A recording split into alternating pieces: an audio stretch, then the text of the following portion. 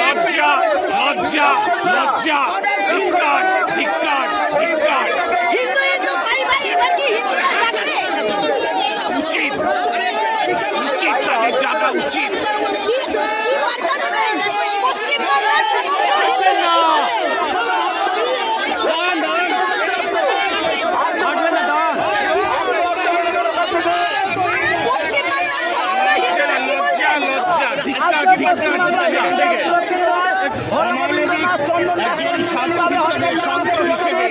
সাধারণ জগতের মানুষ হিসেবে আজকে লজ্জা করছে যে রাস্তায় প্রতিবাদ করতে।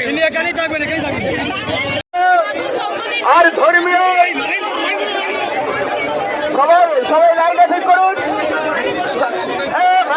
কি হয়েছে, এখান থেকে উঠছো কেন? কি হয়েছে তোমার?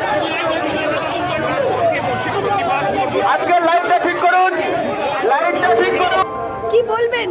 দীপু চন্দ্র দাস বাংলাদেশে যেভাবে জ্বালিয়ে পুড়িয়ে মেরে দেওয়া হলো, এই ঘটনা বাংলাদেশ আগেও ঘটিয়েছে, তার আজ পশ্চিম বাংলাতেও অনেক ঘটনার সাক্ষী আছে পশ্চিম বাংলাও। কি বলবেন? দেখুন, মূলত বাংলাদেশে যে ঘটনাগুলো ঘটছে তার পেছনে দুটো কারণ। প্রথম কারণ হচ্ছে যে বাংলাদেশ ধীরে ধীরে পাকিস্তানের পরদ রাজ্য হয়ে যাচ্ছে, অর্থাৎ স্যাটেলাইট স্টেট। এবং যেই জিনিসগুলো আমরা পাকিস্তানে দেখতাম, যে কাউকে যদি বলেন যে কখন আসবে, ওরা বলতো জুমার নামাজের পর আসবো, ঈশান নামাজের পর আসবো, ফজরের নামাজের পরে আসবো, অথবা কেমন আছো, ভালো আছি খারাপ আছি না বলে ওরা বলতো যে আলহামদুলিল্লাহ। সেই জিনিসটা এখন বাংলাদেশে শুরু হয়ে গেছে। এবং এর কারণ হচ্ছে যে আইএসআই মারাত্মকভাবে ঢুকে গেছে, ওখানকার যে দেওবন্দি ইসলামিক শিক্ষাটা মারাত্মকভাবে বাংলাদেশে ঢুকে গেছে, এটা একটা পার্ট।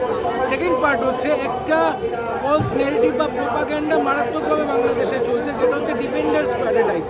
মানে একদল আইএসআই এজেন্ট এটা বাংলাদেশে ছড়ানো শুরু করে দিয়েছে যে এই বাংলাদেশটা কিন্তু অবৈধ একটা দুর্গ, এখানে ভৌগোলিক কারণে কোনো শত্রুপক্ষ ঢুকতে পারবে না, সুতরাং আমরা যা খুশি তাই করব। এই দুটো জিনিসকে ভালোভাবে চালিয়ে এক তো মুসলমানরা দেখানোর চেষ্টা করছে আমরা কত শক্তিশালী, দ্বিতীয়ত ওদের মনে একটা বিশ্বাস তৈরি হয়ে গেছে যে আমাদের কেউ কিছু করতে পারবে না। তার জন্য আমরা দেখছি যে বিভিন্নভাবে শুধু হিন্দু নয়, আউলি বাউলি বা যারা দেওবন্দি নয়, যারা এমনকি মাজার পূজারি, যারা বারেলভি, সকলকে কিন্তু ওরা আক্রমণটা করে যাচ্ছে। এবং এই হাওয়াটা পশ্চিমবঙ্গে ঢুকছে, তার কারণ মালদা, মুর্শিদাবাদ, দিনাজপুর বা বলা যেতে পারে বীরভূমের বা দক্ষিণ 24 পরগনার মতো জেলাগুলোতে একটা মারাত্মক মুসলমান জনগোষ্ঠী রয়েছে। সঙ্গে সঙ্গে আলাদা করে কিন্তু একটা পার্টি খুলেছে হুমায়ুন কবির। সেই পার্টিকে নিয়ে আপনি বলতেই পারেন যারা বিজেপি ব্যাক পার্টি, বিজেপি পয়সা দিচ্ছে, তার জন্য এই পার্টিটা রয়েছে। আসলে আপনি নির্দিষ্টভাবে কি করে বললেন বিজেপি পার্টি? আমি নির্দিষ্টভাবেই যেটা শুনতে পাচ্ছি, নির্দিষ্ট কিছু নেই। কিন্তু এটা মাথায় রাখবেন, মুসলিম লীগ যখন জিন্না খুলেছিল তখন কিন্তু মুসলমান ভোটগুলো গেছিল কংগ্রেসের কাছে ইন দ্য ইয়ার 1937। কিন্তু তারপর গল্পটা ঘুরে যায় এবং মুসলিম লীগ ফাইনালি আমাদের দেশকে ভাগ করে ছাড়ে। এবং এভাবেই যদি হুমায়ুন কবিরের যে ওই জোড়া গোলাপ পার্টি না জোড়া প্রলাপ পার্টি, গোলাপ প্রলাপ হার্ডলি ম্যাটার্স টু মি, কিন্তু বহু মানুষ আছে তাদেরকে ম্যাটার করে। এবং এই পার্টিটা যদি একটু চলে তাহলে নিশ্চিতভাবে মুসলিম থেকে জেলাগুলো আমাদের রাজ্যের অন্তত বাংলাদেশে গিয়ে মিলবে, তাতে কলকাতাও হতে পারে। আমি যেখানে দাঁড়িয়ে আছি না, এরা আরো মাথা চাড়া দিয়ে ওঠার একটা সম্ভাবনা একদম শিওর শট, জিন্না স্টাইলে খেলছে। আমি একটা বেসরকারি চ্যানেলে হুমায়ুন কবিরের ইন্টারভিউ দেখছিলাম, যখন তাকে বলা হচ্ছে যে আপনি তো জিন্না, আপনি তো সোহরাওয়ার্দী, গর্বের হাসি হাসছেন। এটা নিছক ভোটের রাজনীতি বা একটা রাজনৈতিক দল উঠে যাওয়ার পর আরেকটা রাজনৈতিক দল পাতা পেরে খাবে তা নয়। ব্যাপারটা সিরিয়াস এবং সিরিয়াসভাবেই দেখতে হবে। আমাদের অস্তিত্ব, আমাদের বাঁচা নিয়ে কথাবার্তা হচ্ছে, কোনো খেলা। এখানে আপনি বিজেপির নাম তুললেন যে পিছন থেকে আছে, যেটা শোনা যাচ্ছে, আপনি নির্দিষ্টভাবে বললেন না কিন্তু শোনা যাচ্ছে বললেন, যে তাহলে এই যে আপনি যে আশঙ্কার কথাগুলো তুলে ধরলেন, সেখানে দাঁড়িয়ে যে বিজেপির লাইন আপই হিন্দুত্ব নিয়ে কি বলবেন? বিজেপি তো শুরু থেকে হিন্দুত্ববাদী ছিল, রাম মন্দিরের সঙ্গে যুক্ত ছিল, তারপরে তারা বলেছিল আমরা ডেমোক্রেটিক। মানে তাহলে কি আগুন নিয়ে খেলছে? তাহলে কি বিজেপিও আগুন নিয়ে খেলছে? বিজেপির আগুন নিয়ে খেলার কিছু নেই, বিজেপির মুখপাত্র নিয়ে কথা বলবো না, কিন্তু আমি যতদূর বিজেপিকে চিনি, বিজেপি পক্ষে বলতো, বিজেপি সবকা সাথ সবকা বিকাশ বলতো, করছে। অন্য পার্টিগুলো একটা স্পেসিফিক কমিউনিটিকে নিয়ে নাড়াচাড়া করতো, বিজেপি সেটা করতো না। কিন্তু এই হুমায়ুন কবির তো বলছেন আমি 2 বছরের মধ্যে আবার তৃণমূলে জামাই আদরে ঢুকে যাব, তাহলে এটা তৃণমূলের বিটি মতো হতে পারে। দেখুন, তার একটা জায়গা তো জোড়া গোলাপ দিয়ে করে রেখেছে, জোড়াটা রেখেছে। সিঙ্গেল গোলাপ হতে পারতো, অন্য কিছু হতে পারতো, টায়ার হতে পারতো, কারণ প্রচুর পাংচার মিস্ত্রি ওই পার্টিতে হয়তো গিয়ে ঢুকবে। সেটা না করে জোড়া গোলাপ যখন রেখেছে, জোড়া জোড়া ভাই ভাই করে রাখতেই পারে, সেটা অন্য কথা। কিন্তু আমি একটা কথা খুব স্পষ্ট ভাষায় বলছি, হুমায়ুনকে আন্ডার এস্টিমেট করার কোনো কারণ নেই।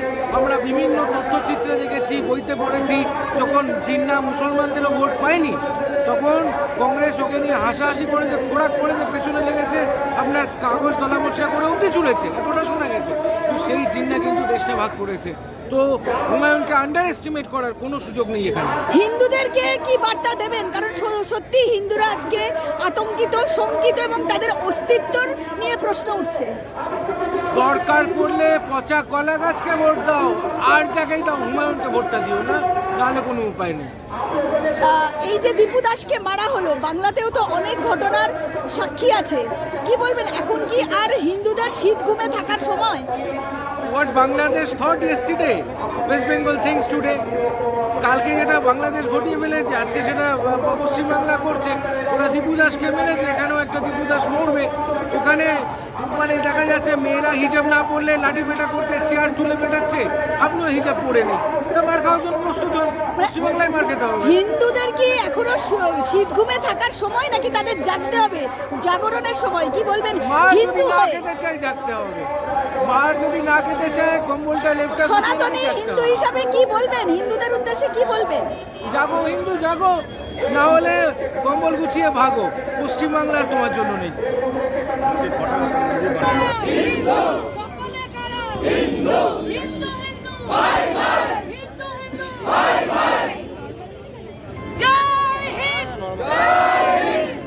দীপু দাসের রক্ত আরে দীপু দাসের রক্ত, আরে দীপু দাসের রক্ত,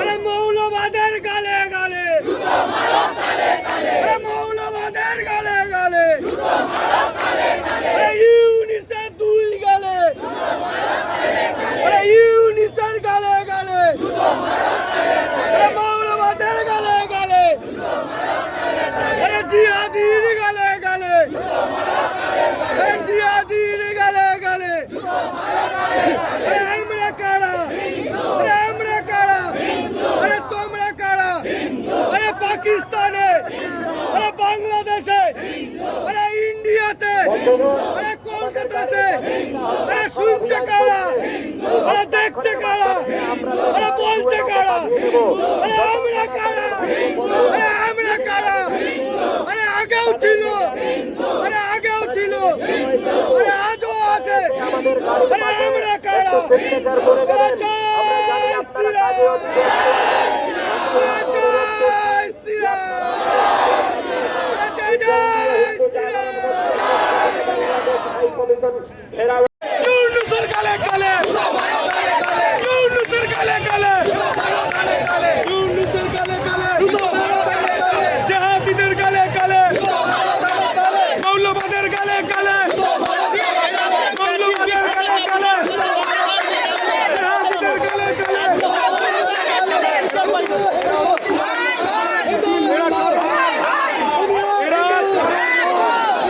আমরা যা দেখেছি বাংলাদেশে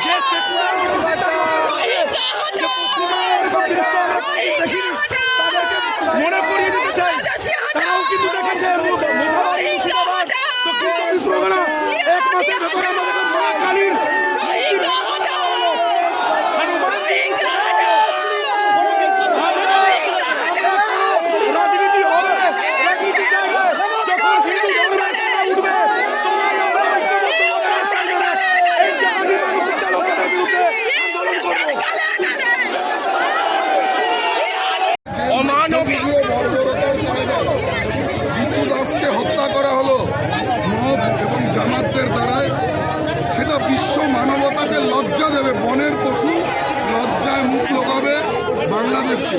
এপারে যাহা মমতা ব্যানার্জি, ওপারে তাহাই ইউনূস। দুবার দাসের যে রক্ত